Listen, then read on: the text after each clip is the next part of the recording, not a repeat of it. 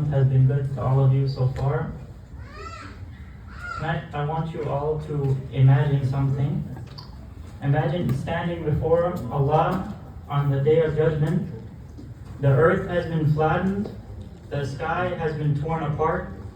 Every secret is exposed. Every word is recorded. And among the deeds placed on the scale are the lies that we thought were small. The lies we said didn't matter. The lies we used to escape blame. The lies we told to make others laugh. And the lies we told to protect our image. In Islam, lying is not a minor flaw, but it is a spiritual disease. Allah commands in the Quran, Surah At-Tawbah, verse 119, O you who believe, fear Allah and be with those who are truthful. Notice Allah did not say, sometimes be truthful. He did not say be truthful when it is easy. He commands us to be with the truthful, to live amongst them, and to become one of them. Something that was inscribed on the sword of the Prophet ﷺ was, speak the truth even if it is against yourself. And the Prophet ﷺ, he warned us with words that should shake our hearts. Truthfulness leads to righteousness, and righteousness leads to Jannah.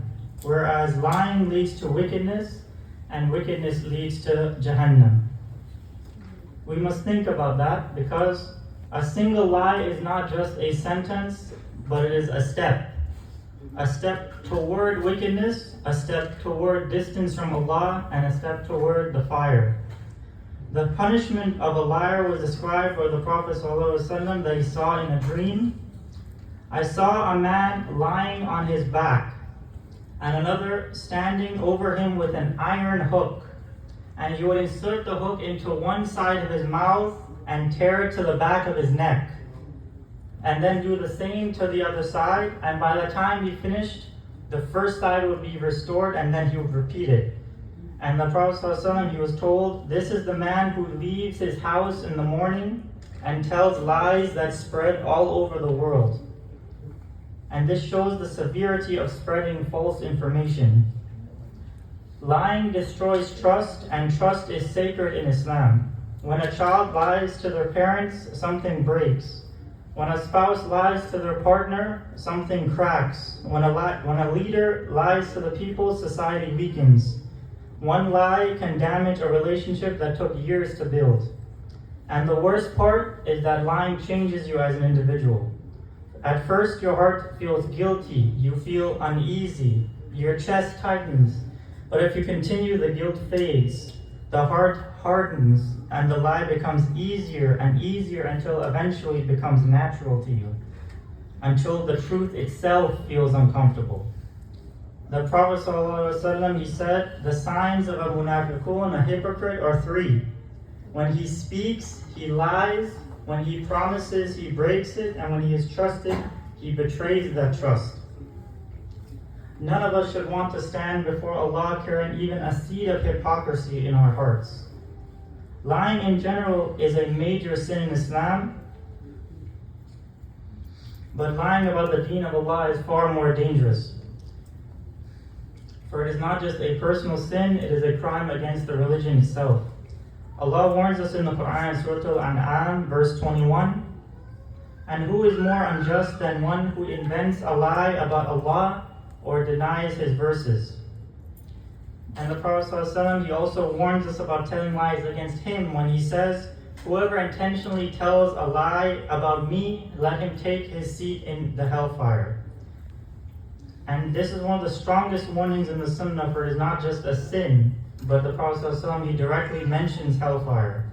And this includes things like fabricating hadith, sharing fake hadith knowingly, or attributing statements to the Prophet ﷺ that he never said.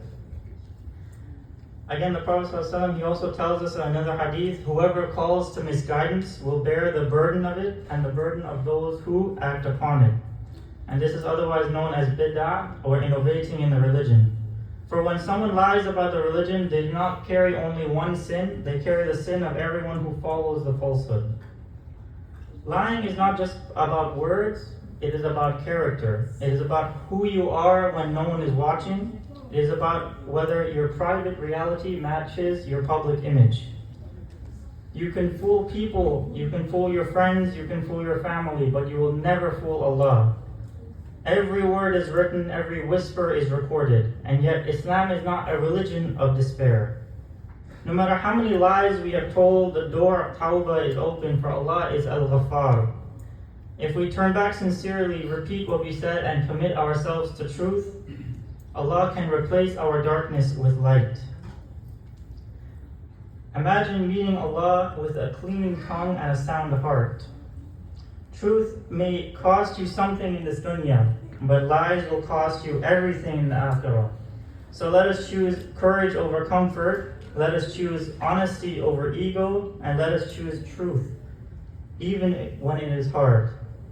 May Allah purify our tongues from falsehood, cleanse our hearts from hypocrisy, and make us among the truthful in this life and the next. Allahumma ameen. Subhanak Allahumma wa bihamdika ashhadu an la ilaha illa anta astaghfiruka wa atubu ilayk. Assalamu alaikum wa rahmatullahi wa barakatuh.